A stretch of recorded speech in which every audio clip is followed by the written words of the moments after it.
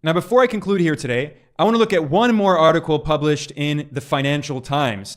I think this is the perfect example of the kind of discussion that's going on today in the mainstream financial press. De-dollarization is no longer some kind of fringe concept. It is mainstream academics, mainstream economists, and mainstream financial media outlets talking about this.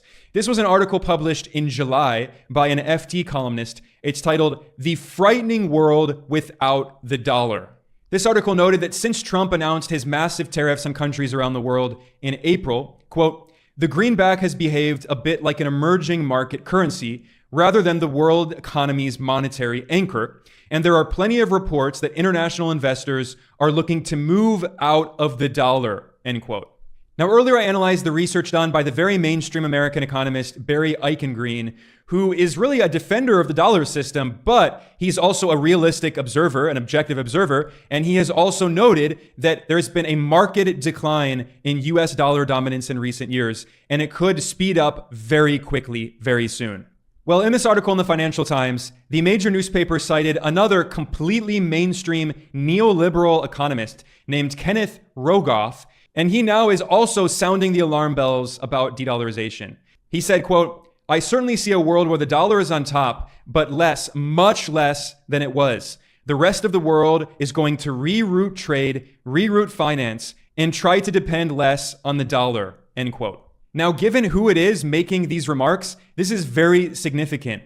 Kenneth Rogoff, or Ken Rogoff, is a mainstream economist, a neoliberal center-right economist at Harvard University. He's as mainstream as it gets.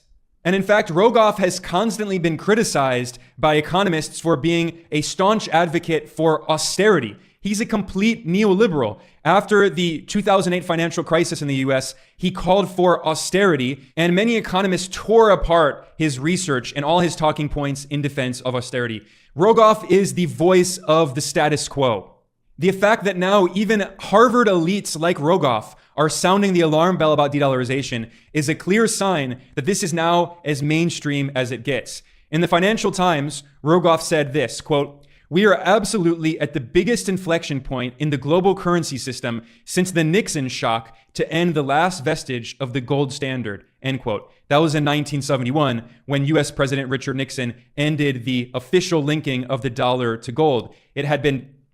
Which had been established at the Bretton Woods Conference in 1944 at a set rate of $35 per ounce of gold.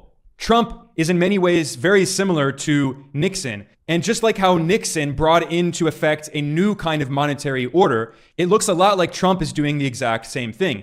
And in this article in the FT, Ken Rogoff, this Harvard economist, went on saying, quote, "Into the foreseeable future, the dollar is likely to lose market share, mainly to China's renminbi, but also the euro," end quote. He noted that, quote, "This was happening for a decade before Trump.